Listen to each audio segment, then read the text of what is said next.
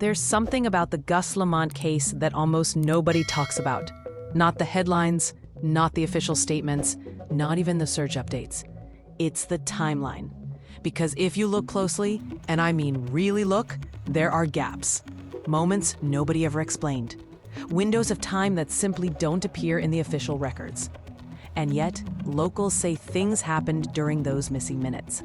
Things that never made the news.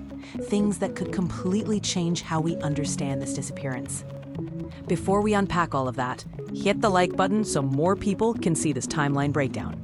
And if you're new here, subscribe, because what you're about to hear is not the version of this story most people know. This is the timeline nobody talks about, but it might be the one that matters most. When you read the official police releases about Gus's disappearance, everything looks clean, almost too clean. A simple sequence. Gus was outside, his grandmother went inside. She returned 30 minutes later, and he was gone.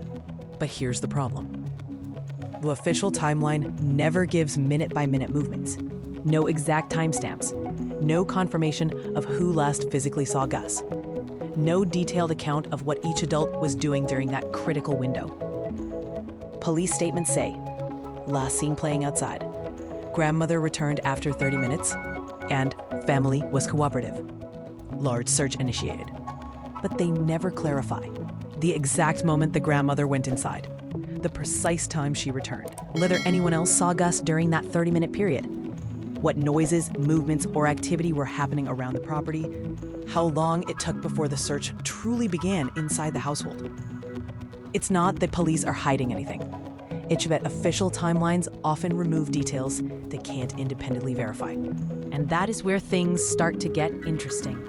Because when a timeline leaves out too much, the truth becomes harder to see. Most people think a disappearance begins at the exact moment someone goes missing. But that's almost never true. In cases like Gus's, investigators don't start their timeline at the moment the child was last seen. They start hours earlier, sometimes even the day before. Why? Because behavior before the disappearance often reveals more than what happens after. So let's roll the clock back. Before Gus vanished, life on the station seemed normal. But normal for a remote outback property doesn't look like normal anywhere else. People coming and going, animals needing attention, long stretches where someone might be alone, moments where routines shift without explanation. And that's where the real timeline begins. Not when the grandmother stepped inside the house, not when the mother was 10 kilometers away looking for sheep, but in the hours before that. Because somewhere in those earlier hours, something happened. Something subtle. Something that may have set the entire day on a different track. This part of the story isn't in police reports. It isn't in the official statements. But if you listen closely to locals, if you study how the day unfolded, there are hints, small clues that the timeline truly starts much earlier than anyone talks about. To understand the disappearance of a child, investigators always examine the morning of the event, because that's when small, quiet details reveal the emotional tone of the entire day. So let's go back to that morning on the station. From the outside, it was supposed to be an ordinary day, a remote sheep property. Family members going about their routines. Nothing unusual, or at least nothing officially documented. But locals who live around stations like this often pay attention to things outsiders might ignore. They talk about a slightly unusual mood in the household that morning. Not dramatic, not alarming, just different. Conversations that sound tense or rushed or distracted. Small things, the kind of things families don't think twice about, but stand out in hindsight. Movements that didn't match the usual routine. Someone outside earlier than normal. A motorbike started at an odd time. Doors opening and closing, more times than expected. None of this is proof of anything, but it paints a picture of a morning that wasn't as ordinary as it first appeared. Then there were the emotional cues. A child's attitude, a parent's tone, the atmosphere of the home. People who visited or spoke with the family in the days prior remember Gus being his usual happy, independent self, but also a little more attached, a little quieter, as if he sensed something or was reacting to the energy around him. Again, nothing dramatic, But investigators know a disappearance almost always has a prelude. And if you listen to the people who were around the property, neighbors, friends, workers, many of them recall subtle morning signs that didn't match the rest of the day. Little cracks in the routine. Things that at the time didn't seem important, but today feel impossible to ignore. When you step away from the official police statements and start listening to the people who actually live around the property, the neighbors, nearby station workers, and local trackers, a very different picture of the day begins to form. These aren't formal reports. These aren't sworn statements. These are the unofficial observations that never make the news, but absolutely shape how locals understand what happened. Here's what they say about the hours before noon. 1. Unusual movements early in the day. Several people mentioned that certain family members were seen outside earlier than they normally would be. Not suspicious, just different. Enough that people noticed the break in routine. Someone driving past claimed they saw activity near the shed earlier than usual. Others mentioned a bike being moved to a different spot than it's normally kept. Again, not accusations, just inconsistent patterns. 2. Sounds that didn't match the time of day. Stations are quiet in the early morning. Locals say they heard things like a door shutting, a vehicle turning over, distant voices, at times that didn't line up with what the family later described. Nothing loud or alarming, nothing that made anyone stop what they were doing. Just small details that don't sit perfectly with the normal morning narrative. 3. Statements that don't match the exact times. This is where the timeline starts to shift. Some locals insist they saw movement on one side of the property at a time when, according to family accounts, nobody should have been there. Others recall not seeing anyone in areas where someone said they were. Not lies, not contradictions, just differences. And differences matter when a child is missing. 4. The general feeling of something was off. Many rural residents trust their instincts. They understand the rhythm of properties, the natural flow of daily tasks. And more than one person described that morning as having a strange energy. Small things out of place, a sense of tension in the air. Individually, these clues mean nothing. Together, they form the first cracks in the official timeline. Now we move into the most important stretch of the day, the afternoon hours leading up to Gus's disappearance. And this is where the unofficial timeline begins to collide directly with the official one. Because according to the locals, the feel of the property changed dramatically as the day went on. Things that seemed like nothing in the morning suddenly start to look significant in hindsight. Here's what the community describes. 1. A noticeable shift in activity. Multiple locals said that the property suddenly got much quieter in the early afternoon. Earlier, there had been movement, voices, vehicle sounds, animals reacting to people walking around. Then, a drop, a sudden lull. It wasn't silent, but it was different, and changes like that stand out in rural areas, where people are used to the natural background noise of a working station. 2. The mother and Josie leaving the property. According to the information publicly available, the mother and Josie were out about 10 kilometers away looking for sheep. But locals say the timing of when they left isn't as clear as it sounds. Some think they left earlier than reported. Others believe they left later. A few didn't even realize they were gone until much later in the day. This lack of consistent observation creates uncertainty. Uncertainty becomes crucial when we examine the final hour. 3. What neighbors say they heard.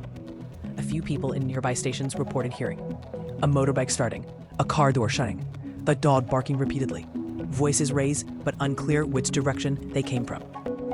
These weren't considered suspicious at the time, but in the context of a missing child, they now stand out because they don't align perfectly with anyone's statements. Noise patterns on rural properties matter a lot. They often reflect movement, people's locations, and their activities. And here, the patterns don't fully match. 4. Confusion over who was where. One of the biggest fractures in the unofficial timeline is this. Locals can't agree on who was seen on the property that afternoon. Some recall seeing Shannon. Others say they didn't see her anywhere outside. A few believe they saw someone else near a shed, but can't say who. This isn't deception. This is the reality of eyewitness memory, especially on a massive station with multiple directions and sightlines. But these mismatches create room for speculation and missing pieces in the official narrative. 5. The vibe on the property before everything changed. Nearly everyone who's spoken informally said the same thing. Something felt different right before Gus disappeared. Not dramatic, not alarming, just unusual. Less movement, less noise, less visibility of people. Almost like a pause in the day. And that pause becomes incredibly important because it leads directly into the next part of the timeline, the final hour before Gus vanished. This is the part of the day where everything sharpens. Because if there is any moment that could hold the truth about what happened to Gus, it's this final hour, the window where every small detail matters. And this is also the part of the story where timelines begin to drift apart, statements lose precision, and nothing lines up as neatly as it should. Let's walk through it carefully. 1. A sudden change in the rhythm of the day. People familiar with the property say that during the final hour, the energy shifted. Fewer sounds came from outside. Normal activity slowed down. It didn't feel like someone was preparing for an emergency or reacting to a problem. It felt like a pause, the kind that often happens right before people head inside for the evening. But here, that pause overlaps perfectly with the last time Gus was seen. That overlap is important. Second, the last confirmed sighting. We know that Gus was last seen playing on a mound of dirt. But what's not confirmed is who exactly saw him last, the precise minute, what direction he was facing, what he was doing right before the grandmother stepped away. In missing child cases, these small details matter because they shape the search grid, the direction of travel, and the assumptions investigators make in the crucial early hours. Here, those details remain vague. Third, the missing 30 minutes. This is the moment everything in the case hinges on. Shannon reportedly left Gus for about 30 minutes. And in most investigations, that half-hour window is examined under a microscope. Was it really 30 minutes? Could it have been 25 or 40? Were there any interruptions, phone calls, noises, visitors, or movements? Small time shifts create huge timeline changes. But in this case, the window is treated as a fixed number, even though eyewitness time estimates are rarely exact. That uncertainty leaves room for unanswered questions. Or, who was nearby during this window? This is where the unofficial and official timelines divide. Locals believe someone else might have been close enough to the homestead to hear or see something. But no one has a solid recollection of exact movements. Who was indoors, who was outside, whether anyone heard Gus.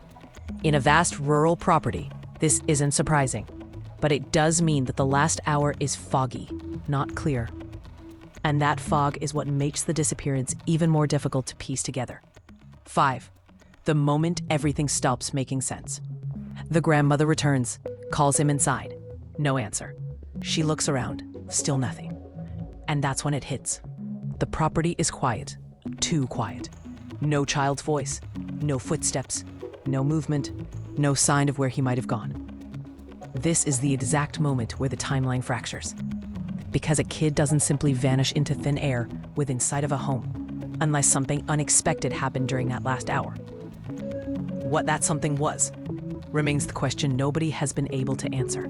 This part right here is one of the most unsettling pieces of the entire case. Because it's not just that Gus went missing, it's that the property itself went quiet. A silence that people familiar with rural life immediately noticed. Let's break down why this silent window matters so much. 1. The sudden drop in noise. In outback properties, even when things feel calm, there's always some natural background sound. Animals, wind, footsteps, tools, voices.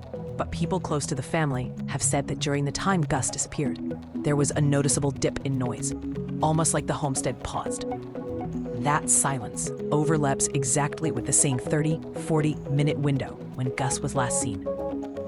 Coincidence? Maybe. But investigators take these quiet periods seriously because they often mark the moment something significant happened. 2. No sightings, no movement, no sound. During that silent window, no one saw Gus walking away, no one recalls hearing footsteps, no dogs barked at anything unusual. No neighbors saw anyone driving toward or away from the station. No item belonging to Gus was found dropped nearby. For a 4-year-old outdoors, that level of silence is rare. Kids make noise when they move, especially on dirt, gravel, or around sheds. So the absence of sound becomes evidence in itself. 3. Why investigators focus on silence.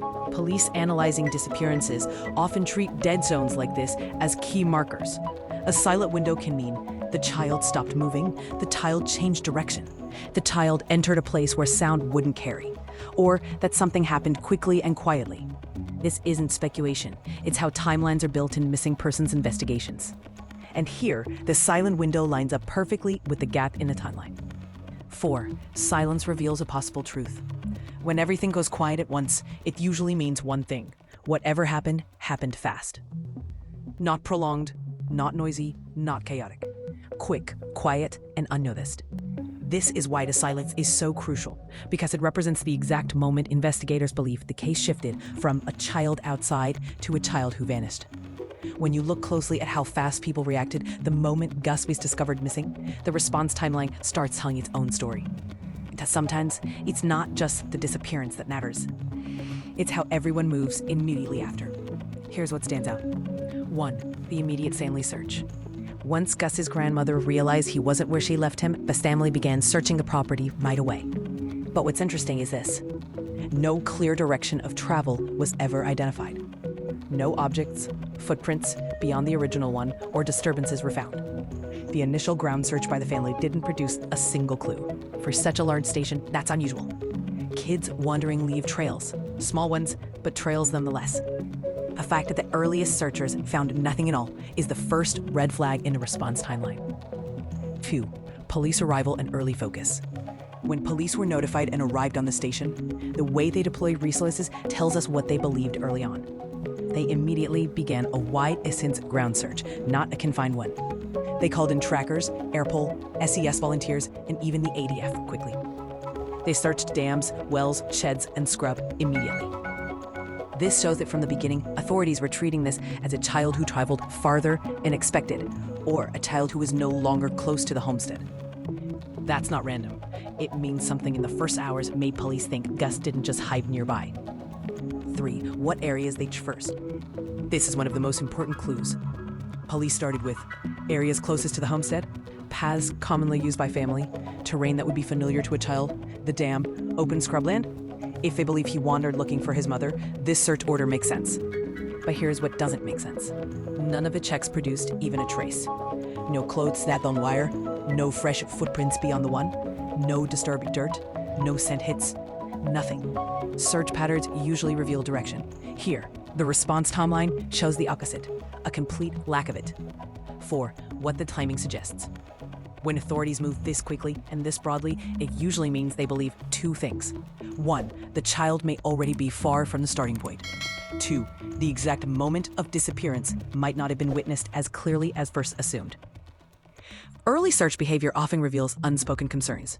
And in this case, the extensive immediate search suggests police believe the timeline had cracks, gaps big enough that they couldn't rely on it fully. Now we reach one of the most sensitive but important parts of this entire case, the inconsistencies. Not accusations, not blame, just the places where the publicly known timeline doesn't line up as neatly as people expect. These inconsistencies matter because every missing person investigator will tell you the same thing. If the timeline has holes, the truth is hiding inside one of them. Let's break down the gaps the public has noticed. 1. The 30-minute window. The grandmother reportedly left Gus playing on a mound of dirt. A returned 30 minutes later to call him inside. But here's the problem. No one else can confirm his movements in those 30 minutes. No sightings, no noises, no objects moved. Not a single footprint showing direction, only the one behind the shed. For such a large property with adults and animals around, complete silence for 30 minutes is unusual. 2. Conflicting recollections. Different sources mention slightly different details. Some say he was last seen on the mound. Some say he was near the shed. Some imply he might have been following or looking for someone. Small inconsistencies like this often appear in stressful situations, but they're still important. Because when times and locations shift even a little, the entire reconstruction shifts with them. 3. Who was where and when. This is where locals say the timeline gets blurry. The mother and one grandparent were reportedly 10 kilometers away, mustering sheep. The father was reportedly 2 hours away, unaware until police woke him up. The grandmother was inside with the baby for part of the time. but exact minutes of each movement have never been clearly confirmed publicly. On a large property, a few unclear minutes can become a major gap. 4.